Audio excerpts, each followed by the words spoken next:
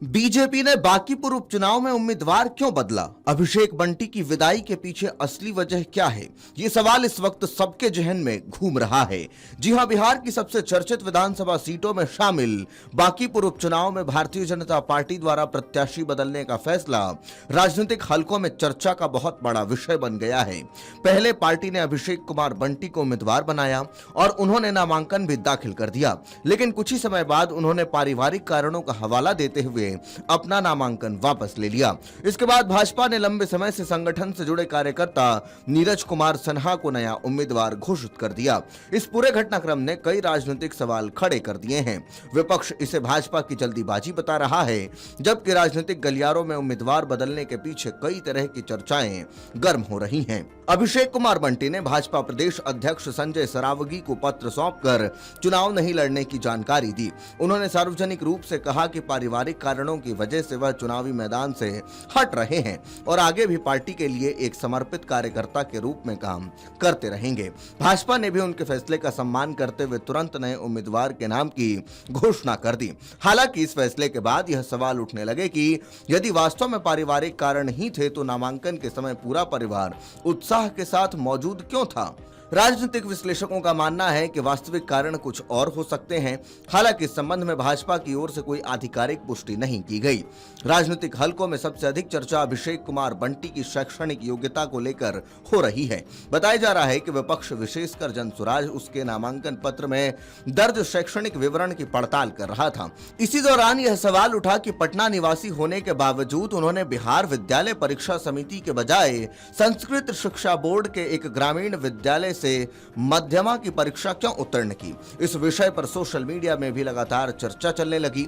विपक्षी दलों ने इसे चुनावी मुद्दा बनाने की तैयारी शुरू कर दी थी। माना जा रहा है कि भाजपा को आशंका थी कि यदि यह विवाद और बढ़ा तो चुनाव प्रचार के दौरान पार्टी को लगातार सफाई देनी पड़ सकती है। हालांकि पार्टी ने इस संबंध में कोई आधिकारिक बयान तो जारी नहीं किया है, लेकिन अभिषेक कुमार बंटी के नामांकन के बाद उनके परिवार को लेकर भी पुराने मामलों की चर्चा तेज हो गई। राजनीतिक चर्चाओं में यह भी मुद्दा उठाया गया कि उनके पिता रविंद्र प्रसाद का नाम कभी चारा घोटाले से जुड़े एक मामले में सामने आया था। विपक्षी दल इस मुद्दे को भी चुनावी प्रचार में उठाने की तैयारी कर रहे थे।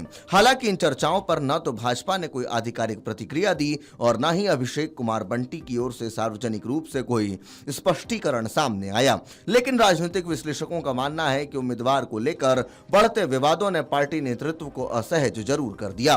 नामांकन के दौरान भाजपा के प्रदेश अध्यक्ष संजय सरावगी से भी एक बड़ी चूक हो गई थी। मीडिया से बातचीत के दौरान उन्होंने अभिषेक कुमार बंटी की जगह संभावित दावेदार रहे आशीष सिन्हा का नाम ले लिया। बाद में उन्होंने अपनी गलती सुधार ली, लेकिन तब तक वीडियो सोशल मीडिया पर वायरल हो चुका था। इस घटना के बाद विपक्ष ने भाजपा पर निशाना साधते हुए कहा कि पार्टी अपने ही उम्मीदवार को लेकर स्पष्ट नहीं थी। सोशल मीडिया पर भी इसे लेकर भाजपा की काफी आलोचना हुई। बांकीपुर सीट के लिए भाजपा में कई नेताओं के नाम चर्चा में थे। पूर्व विधायक अरुण कुमार सिन्हा के पुत्र आशीष सिन्हा को मजबूत दावेदार माना जा रहा था। उनके अलावा बिहार राज्य धार्मिक न्यास बोर्ड के अध्यक्ष रणवीर नंदन और भाजपा के राष्ट्रीय मंत्री ऋतुराज सिन्हा के नाम की भी राजनीतिक गलियारों में चर्चा थी। हालांकि अंततः पार्टी ने अभिषेक कुमार बंटी को उम्मीदवार बनाया, लेकिन बाद में परिस्थितियां बदलने पर नीरज कुमार सिन्हा को मैदान में उतार दिया। भाजपा ने प्रत्याशी बदलने के बाद संगठन से लंबे समय से जुड़े रहे नीरज कुमार सिन्हा को उम्मीदवार बनाया। पार्टी का कहना है कि नीरज बूथ स्तर से लेकर जिला स्तर तक लगातार सक्रिय रहे हैं और संगठन के प्रति उनकी प्रतिबद्धता को देखते हुए उन्हें यह जिम्मेदारी सौंपी गई है। भाजपा नेतृत्व का मानना है कि संगठनात्मक अनुभव और कार्यकर्ताओं के बीच मजबूत पकड़ चुनाव में पार्टी के लिए फायदेमंद साबित होगी। उम्मीदवार बदलने के बाद विपक्ष ने भाजपा पर हमला तेज कर दिया। जनसुराज के संस्थापक प्रशांत किशोर ने आरोप लगाया कि भाजपा चुनाव शुरू होने से पहले ही बैकफुट पर आ गई है। उनका कहना था कि यदि पार्टी ने अपने उम्मीदवार पर पूरा भरोसा किया होता तो नामांकन वापस लेने जैसी स्थिति नहीं बनती। राजद और कांग्रेस ने भी इसे भाजपा की रणनीतिक विफलता बताते हुए कहा कि पार्टी बिना पूरी जांच पड़ताल के उम्मीदवार घोषित कर बैठी थी। हालांकि नामांकन वापस लेने के बाद अभिषेक कुमार बंटी ने पार्टी के प्रति अपनी निष्ठा दोहराई है। उन्होंने स्पष्ट कहा कि वह भाजपा सिपाही थे, हैं और आगे भी रहेंगे। राजनीतिक विश्लेषकों का मानना है कि यह बयान भाजपा के लिए राहत की बात है, क्योंकि इससे किसी तरह से अंदरूनी नाराजगी का संदेश नहीं गया। इसकी तुलना कई लोग लोकसभा चुनाव के दौरान पवन सिंह के प्रकरण से भी कर रहे हैं। उस समय टिकट छोड़ने के बाद पवन सिंह ने अलग राह अपनाई थी, जिससे एनडीए को राजनीतिक नुकसान उठाना पड़ा था। इसके विपरीत अभिषेक ने संगठन के साथ बने रहने का संदेश दिया। बांकीपुर उपचुनाव अब पूरी तरह राजनीतिक प्रतिष्ठा का सवाल बन चुका है।